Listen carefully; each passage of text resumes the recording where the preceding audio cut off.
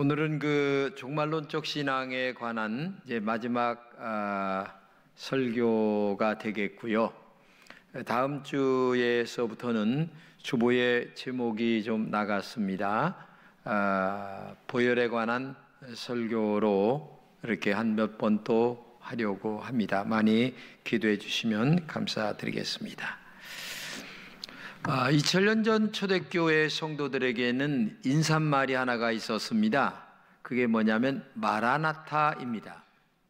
마라나타라고 하는 말은 쉬운 말로 얘기하면 예수님이 재림하십니다, 예수님이 다시 오십니다 라고 하는 인사말이었습니다. 그들은 언제나 예수님이 다시 오신다 라고 하는 것을 굳게 믿고 있었기 때문에 마라나타라면 모든 이야기가 다 통하게 됐죠. 오늘도 예수님이 분명히 확실하게 다시 오실 것입니다. 그러면 예수님의 다시 오심을 믿는 신앙이라면 오늘 우리의 신앙은 어떻게 살아가야 될 것인가를 분명하게 되는 거죠. 이 종말이라고 하는 것은 두 가지입니다.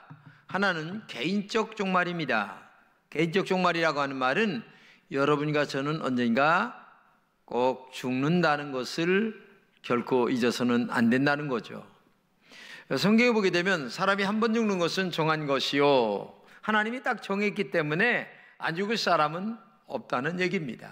그렇기 때문에 신앙생활을 우리가 잘해야 된다는 얘기가 되는 거고, 우주적 종말이라고 하는 말은 다른 말로 얘기하면 예수님은 꼭 재림하신다, 예수님이 재림하실 때에 믿는 자는 천당, 믿지 않는 자는 지옥, 이렇게 갈라지기 때문에 우리가 천당 갈 수 있는 신앙생활로 우리가 확실한 믿음으로 신앙생활 잘해야 된다라고 하는 얘기죠. 그런데 가끔 이단들은 얘기합니다. 시간과 때를 얘기합니다. 예수님이 언제 어느 때 오신다. 이것은 분명히 이단입니다.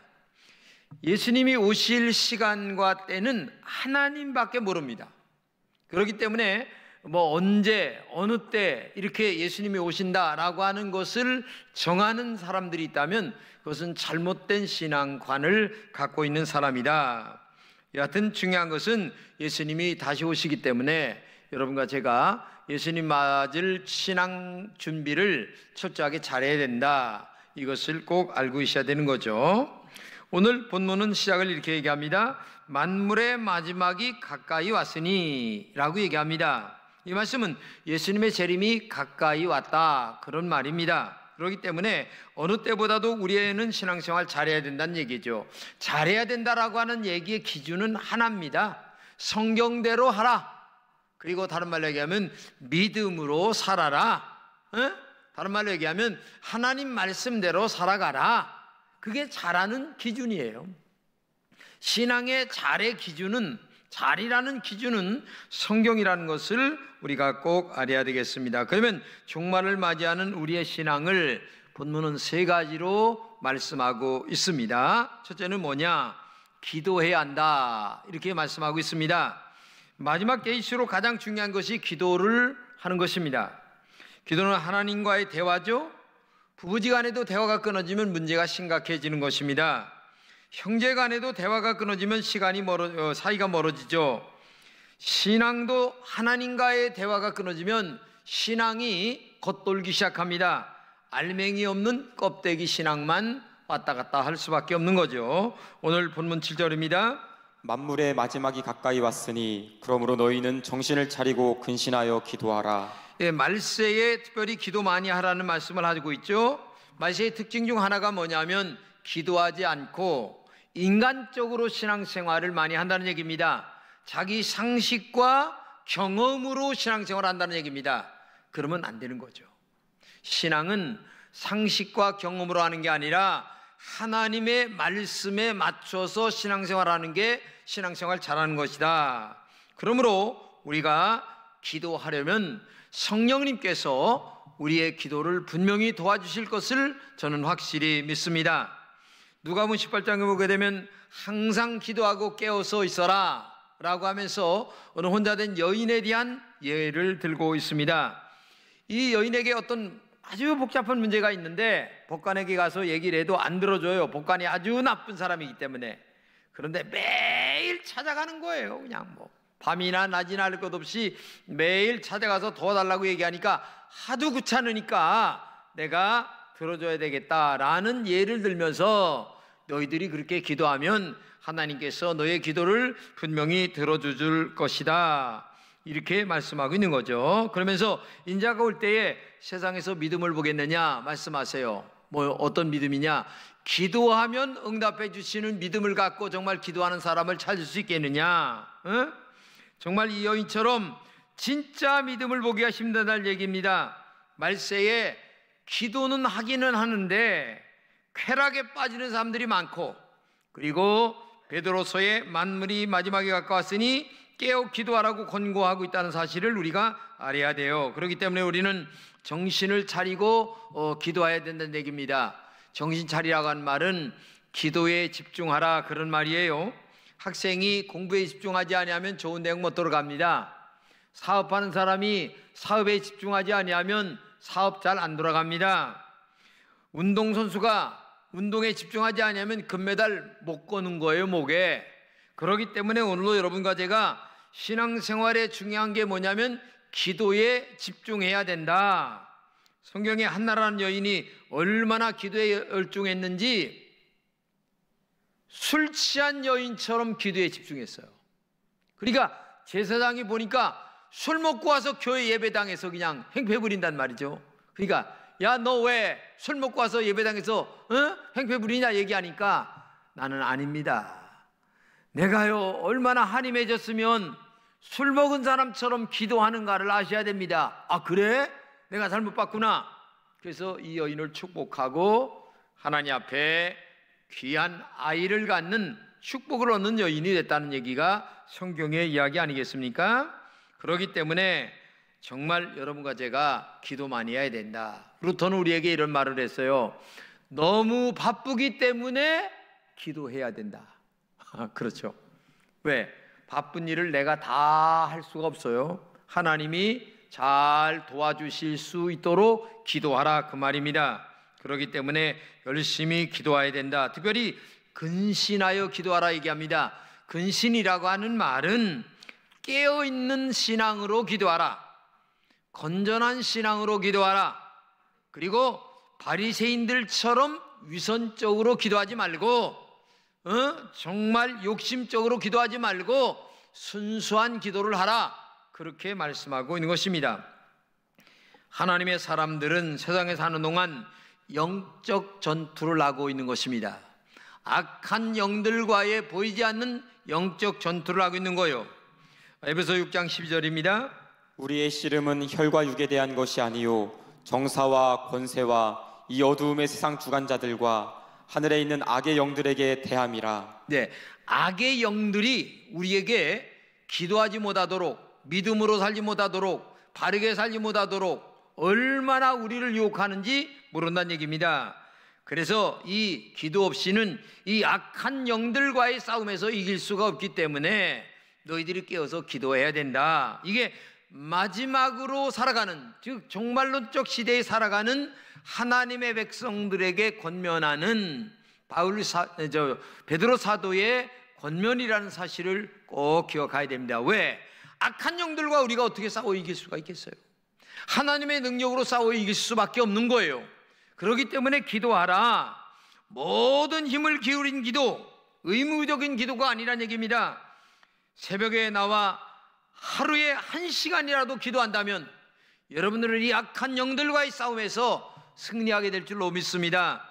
마지막 때를 살아가는 우리에게 예수님이 땀방울이 핏방울이 된 것처럼 기도하신 것처럼 오늘 여러분과 제가 그런 영적인 싸움의 기도를 한다면 분명히 악한 영들과의 싸움에서 승리하는 하나님의 종들이 될 줄로 믿습니다.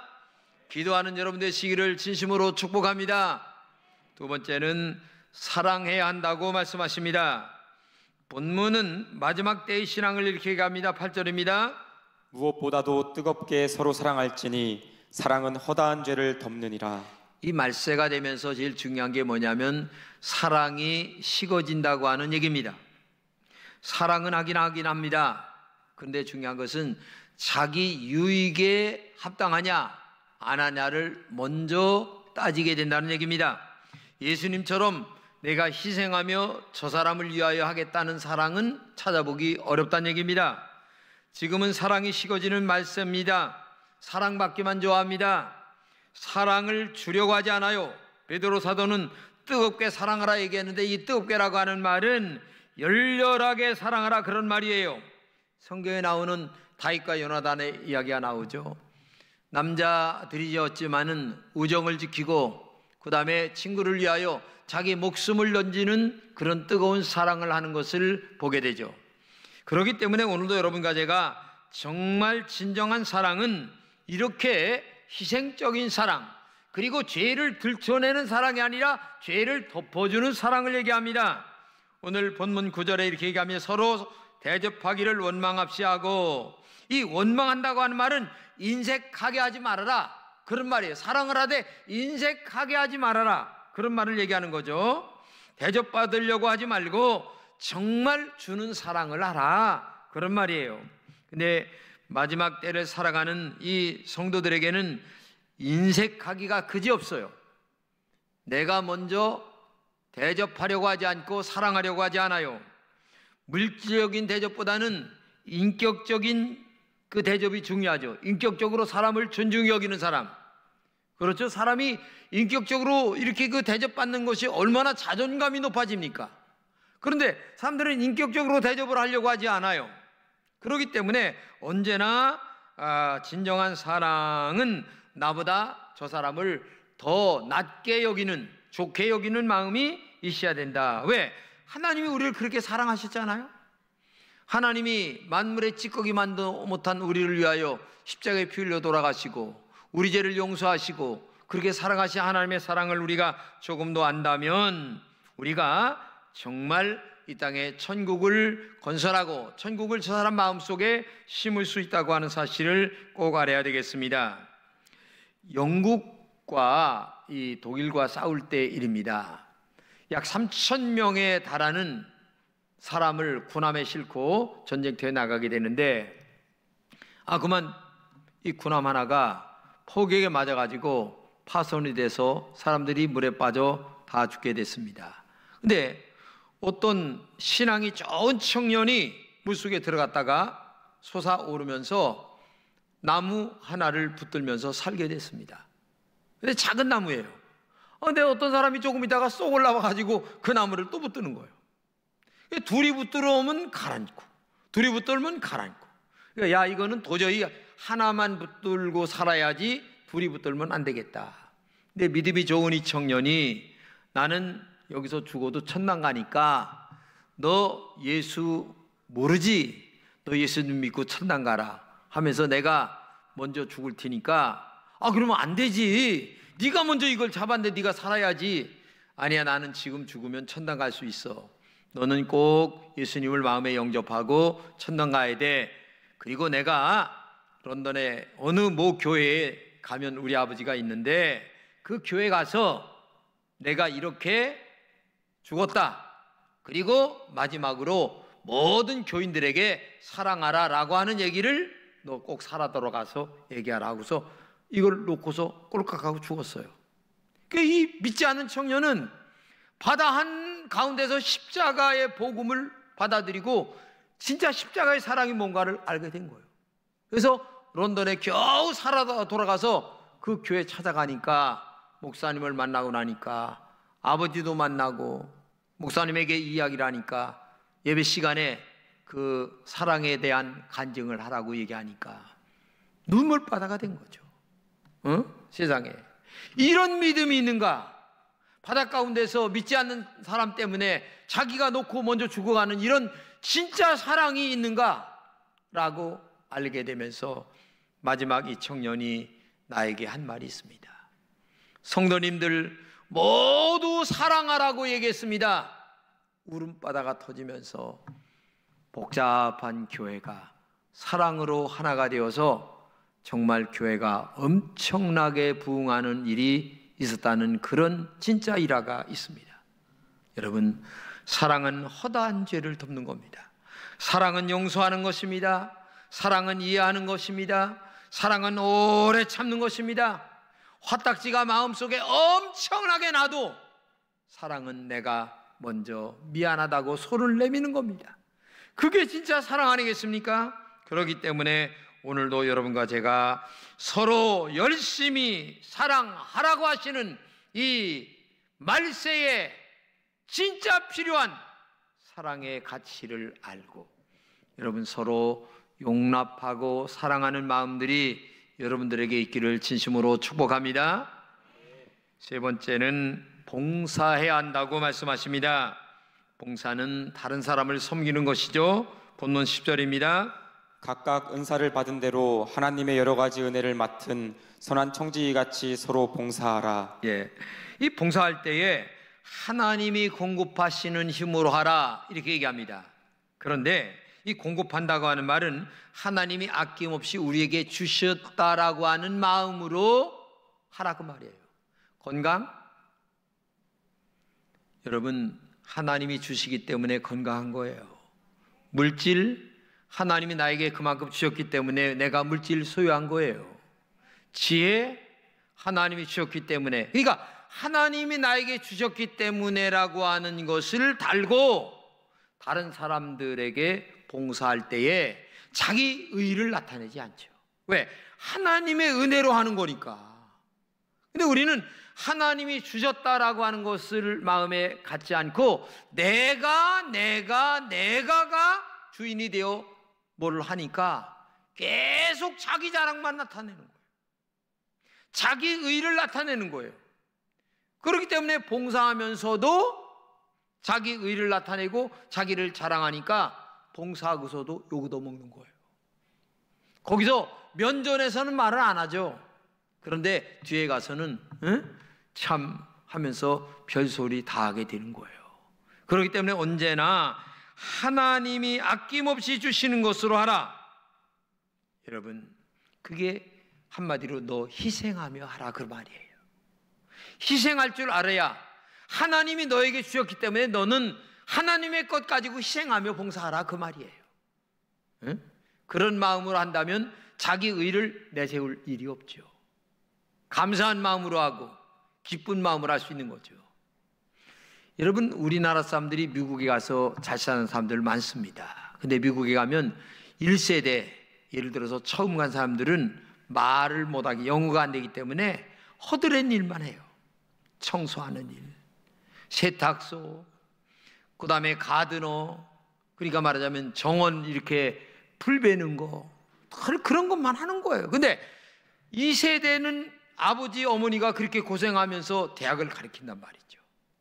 공부 열심히 해서 2세대들은 아주 3세대들은 굉장히 훌륭한 사람들이 많이 나오게 되죠. 근데 2세대 된 어느 아이가 콜롬비아의 의대에 진학을 하려고 원서를 냈습니다. 근데 뭐 공부도 알았죠. 아니, 집안에 돈도 있죠. SAT 잘 썼죠. 근데 분명히 합격할 줄 알았는데 합격이 안 되고 불합격 통지서가 오면서 거기에다가 몇 자 글씨가 왔는데 이런 글씨가 온 거예요. 당신을 보니까 공부도 잘합니다.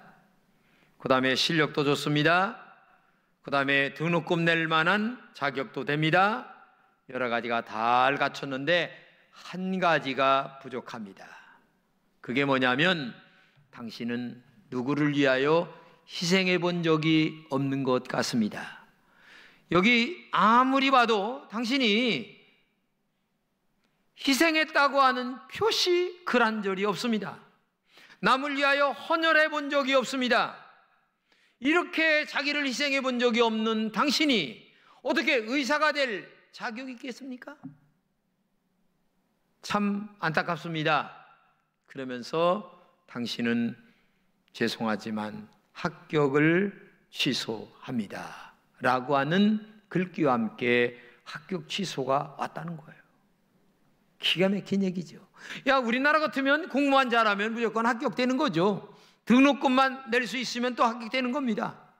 근데 오늘 같은 우리나라 같은 경우는 실력만 가지고, 즉 인성을 안 보고 실력만 가지고 합격을 하다 보니까 나라가 지금 이 모양으로 돌아가고 있는 거예요. 정말 인성이 잘못된 사람들 때문에 이렇게 되고 있는 거예요. 아니, 땅 투기가 지금 웬일입니까? 이게 말도 안 되는 일 아닙니까? 여러분들이 할 수 있어요? 여러분, 이게요, 인성이 안 된 사람들이 높은 지위에 올라가면 그걸 악이용하기 때문에 그런 결과가 온다는 사실을 알아야 돼요. 진실은 하나님도 잘 압니다. 중요한 것은 내가 더 잘 알아요.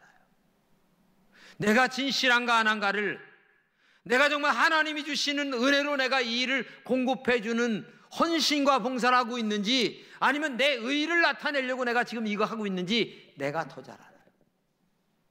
자신의 양심이 더 잘 알잖아요, 우리가.